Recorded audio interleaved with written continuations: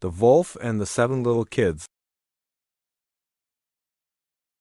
There was once upon a time an old goat who had 7 little kids, and loved them with all the love of a mother for her children. One day she wanted to go into the forest and fetch some food. So she called all 7 to her and said, "Dear children, I have to go into the forest. Be on your guard against the wolf. If he comes in, he will devour you all skin, hair, and everything. The wretch often disguises himself, but you will know him at once by his rough voice and his black feet."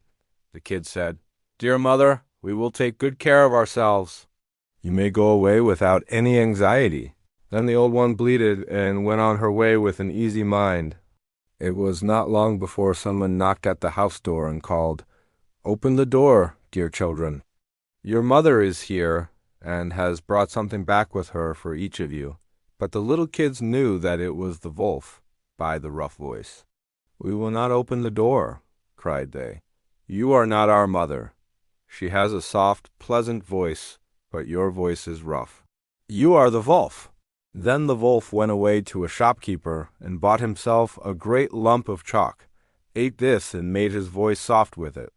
Then he came back, knocked at the door of the house, and called, "Open the door, dear children.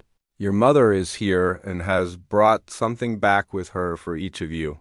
But the wolf had laid his black paws against the window, and the children saw them and cried, "We will not open the door. Our mother has not black feet like you. You are the wolf." Then the wolf ran to a baker and said, "I have hurt my feet. Rub some dough over them for me." And when the baker had rubbed his feet over, he ran to the miller and said, "Strew some white meal over my feet for me." The miller thought to himself, "The wolf wants to deceive someone," and refused. But the wolf said, "If you will not do it, I will devour you." Then the miller was afraid, and made his paws white for him. Truly, this is the way of mankind.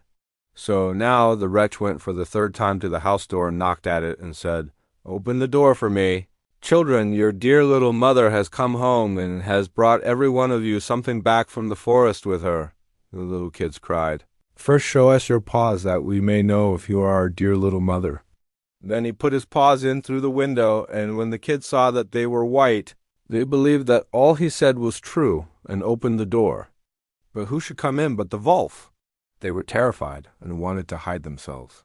One sprang under the table, the second into the bed, the third into the stove, the fourth into the kitchen, the fifth into the cupboard, the sixth under the washing bowl, and the 7th into the clock case. But the wolf found them all, and used no great ceremony. One after the other he swallowed them down his throat. The youngest, who was in the clock case, was the only one he did not find.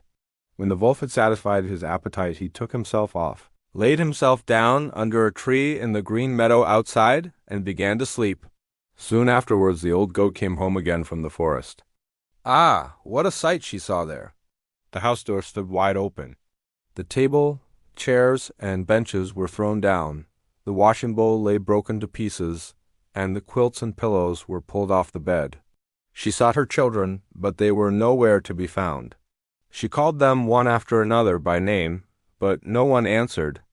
At last, when she came to the youngest, a soft voice cried, "Dear mother, I am in the clock case." She took the kid out, and it told her that the wolf had come and had eaten all the others. Then you may imagine how she wept over her poor children. At length in her grief she went out, and the youngest kid ran with her. When they came to the meadow, there lay the wolf by the tree and snored so loud that the branches shook. She looked at him on every side and saw that something was moving and struggling in his gorged belly. "Ah, heavens," she said, "is it possible that my poor children, whom he has swallowed down for his supper, can be still alive?" Then the kid had to run home and fetch scissors and a needle and thread, and go cut open the monster's stomach, and hardly had she made one cut than one little kid thrust its head out. And when she had cut farther, all 6 sprang out one after another, and were all still alive, and had suffered no injury whatever, for in his greediness the monster had swallowed them down whole. What rejoicing there was! They embraced their dear mother, and jumped like a tailor at his wedding. The mother, however, said, "Now go and look for some big stones, and we will fill the wicked beast's stomach with them while he is still asleep." Then the 7 kids dragged the stones thither with all speed, and put as many of them into the stomach as they could get in. And the mother sewed him up again in the greatest haste, so that he was not aware of anything and never once stirred. When the wolf at length had had his fill of sleep, he got on his legs, and as the stones in his stomach made him very thirsty, he wanted to go to a well to drink. But when he began to walk and to move about, the stones in his stomach knocked against each other and rattled. Then cried he, "What rumbles and tumbles against my poor bones? I thought 'twas 6 kids, but it feels like big stones." And when he got to the well and stooped over the water to drink, the heavy stones made him fall in, and he drowned miserably. When the 7 kids saw that, they came running to the spot and cried aloud, "The wolf is dead! The wolf is dead! The wolf is dead!" and danced for joy round about the well with their mother.